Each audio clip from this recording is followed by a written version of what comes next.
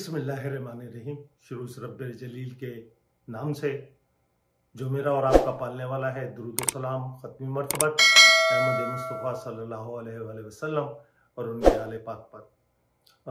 दोस्तों और साथियों, सिलसिला जारी है MQM की स्टोरीज, जिसका मुशाहिदा सामने बैठ के किया। यकीनन सलीम शहजाद के बारे में एक दोस्त ने मुझसे पूछा और सफदर बाकरी के बारे में। चूंकि ये तमाम चीज़ें जो मैं आपको बता रहा हूँ, ये अगर सिलसिलावार मैं अगर तहरीर मुरतब करूँ, कोई किताब लिखूँ, तो उसके लिए मुझे एक तसलसल से बयान करना पड़ेगा। जो लांडी ऑपरेशन की मैंने आपसे बात की थी कि लांडी में 3 दिन मुस्तकिल गोलियां चलती रहीं, लोग आफाक आमिर का ग्रुप इनसाइड था और चारों तरफ से लोग जो हैं लांडी पे कब्जा करने की कोशिश कर रहे थे, आफाक आमिर को मारने की कोशिश कर रहे थे। उसकी क़यादत सलीम शहजाद और सफदर बाकरी कर रहे थे।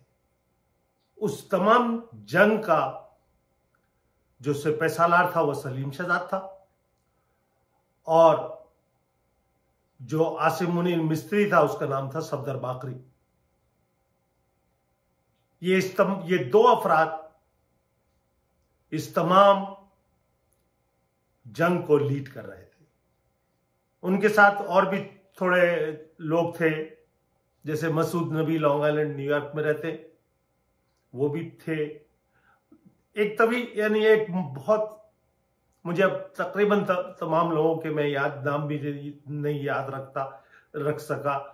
और चूंकि उस जंग में मैं चूंकि वहां मौजूद नहीं था, मुझे अलकरम स्क्वायर में दफ्तर में तना छोड़ा गया था कि अगर कोई दफ्तर पे हमला करे, अगर एक बुराई हमला करे तो दूसरी बुराई छट जाए।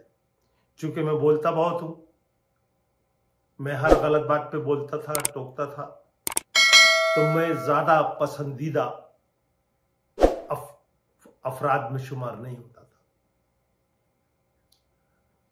यानी मैं अपने मुशाहिदे से मैं आपको बात बता रहा हूं। मैं एक छोटा सा मैं आपको वाकया सुनाऊं।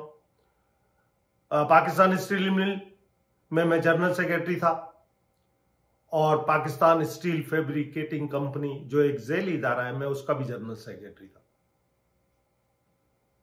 उस इदारे में, बल्कि स्टील मिल में भी एक दूसरा ग्रुप भी था MQM में, जिसका खालिद मुर्तजा लीड करते थे।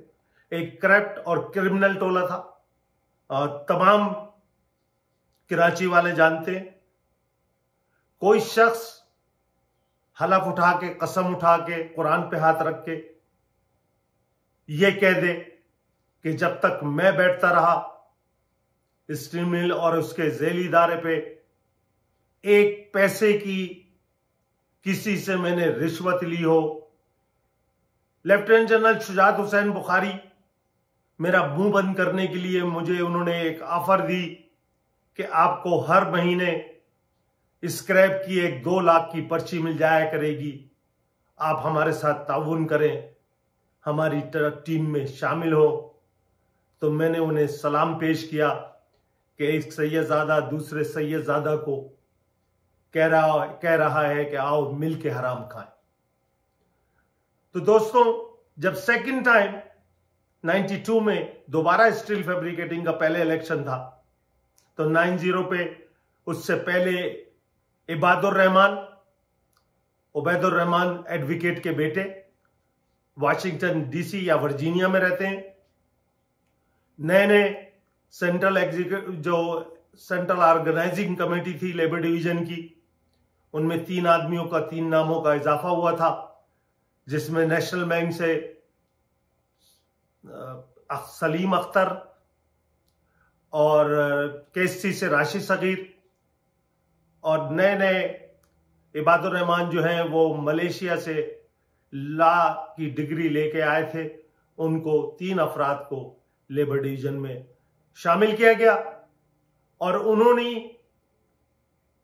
पाकिस्तान स्टील और स्टील फैब्रिकेटिंग की एक कमेटी बनी जो इलेक्शन से पहले वहां के माहौल और वहां के हालात को देखने के लिए एक मुकर्रर की गई और उसने आके फिर रिपोर्ट पेश की 90 पे कि अगर ये इलेक्शन जीतना है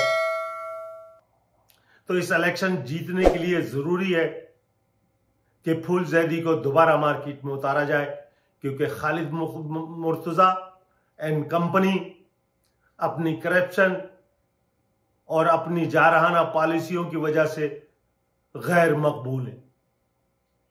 90 पे मीटिंग थी। पुराने लोगों को अगर याद हो, सेनेटर मास्टर अली हैदर जो हमारे सेनेटर भी थे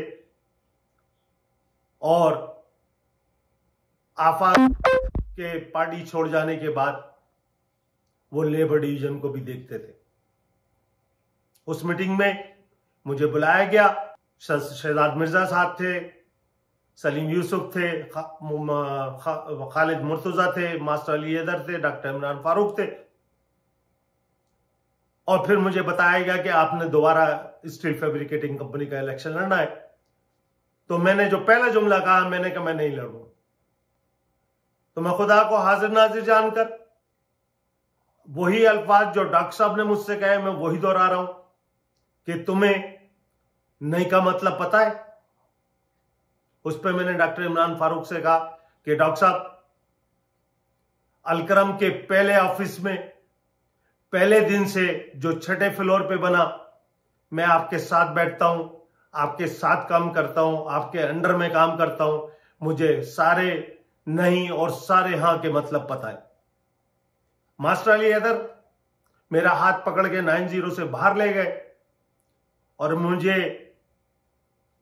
उन्होंने कहा कि तुम्हारा दिमाग खराब हो गया, किस किस्म की गुफ्तगू कर रहे हो। मैंने मास्टर साहब को यही बताया कि मास्टर साहब, मसला यह है कि ये जो मैं इलेक्शन लड़ने दूसरी दफा जाऊंगा तो गोली मुझे बाहर वाला कोई नहीं मारेगा, मेरे पीछे से मारी जाएगी और मारने वाले मेरे अपने होंगे और उसके बाद 3 दिन मेरी लाश धूप में सुखाई जाएगी, फिराई जाएगी और मेरी लाश पे इलेक्शन जीता जाएगा।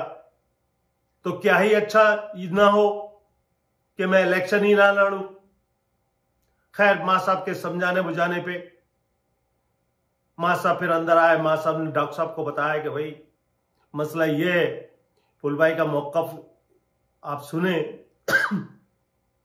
चूंकि खालिद मुर्तजा इन कंपनी ने फूल भाई के अंदर 5 सारे ऐब होते हैं, सारे ऐबों को मुझ में उन्होंने बता रहे हैं लोगों को, और 1 साल से वो इदारे में भी नहीं गए। इस बुनियाद पे वो किस मुंह से जाएंगे, जबकि आपने 1 साल से उन्हें पाबंद किया हुआ था कि वो इन इदारों में नहीं जाएंगे।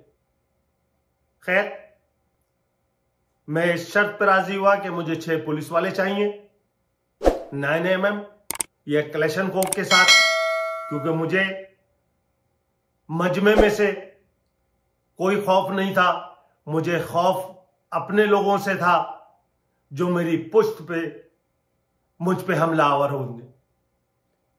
वो 6 आदमियों के नाम बेल्ट नंबर पुलिस के मैंने दिए और सलीम शहजाद ने वो 6 पुलिस वाले रिलीज कराकर मुझे दिए। और फिर मैं एक गाड़ी आगे और एक गाड़ी पीछे, उनमें 2 पठान थे और एक पंजाबी था जिसका इशू भी बना, लेकिन मैंने उस पर यही जवाब दिया कि भाई ये मैं इन पे फेथ करता हूं, मैं इन्हें जानता हूं, ये ऑनेस्ट हैं, ये दयानतदार हैं, ये मेरी टेक केयर करेंगे, मेरी हिफाजत करेंगे। अल्लाह हिफाजत करने वाला है, लेकिन अल्लाह ने शऊर दिया है कि अपने हिफाजती जो आपसे बन पड़ती है वो आप जरूर करें। तो इस तरीके से मैं PSFCL में मेरी एंट्री हुई और पहला जलसा था। मैंने हार्डली 4 या 5 मिनट लोगों से खिताब किया, जिसमें मैंने उनसे कहा कि आप मुझसे ये पूछते हैं कि मैं 1 साल से कहां था, तो ना भाई मेरे भाई, मैं आपके इदारे का मुलाजिम हूं, न मैं आपसे कोई पैसे लेता हूं, ना मैं आपके इदारे से कोई मरात लेता हूं, लेकिन मैं ये समझता हूं कि मैंने जितने काम कराए हैं आपके जो सदर हैं, जो जिनका ताल्लुक कश्मीर लिबरेशन फ्रंट से था, हबीब काश्मीरी, आप इनसे पूछिए। अगर 2 बजे रात को या 4 बजे सुबह इन्हें मुझे कॉल की है और इन्होंने मुझे कोई काम आपका बताया है, वो दूसरे दिन अगर काम नहीं हुआ तो मैं जिम्मेदार हूं। लेकिन जितना कुछ मैंने आपको अमरात दिलाई, आपके वालिदैन की मेडिकल फैसिलिटीज कराई, तो मेरा ख्याल है मैं आपका वोटों का सही हकदार हूं। इसके अलावा मुझे कुछ नहीं कहना, और ये तकरीर करके मैं उतर गया। इलेक्शन वाले दिन 1100 के करीब टोटल वोट थे। मैं अब 90% वोट लेकर उस इदारे में कामयाब हुआ, और उस मेरी कामयाबी के बाद मैं आपको पहले बता चुका हूं, मुदीर तकबीर सलाउद्दीन ने जो अप्रैल का शुमारा छापा, उसमें मेरी तस्वीर मेन फ्रंट पेज पे लगाई और मुझे बागी और गद्दार करार दिया।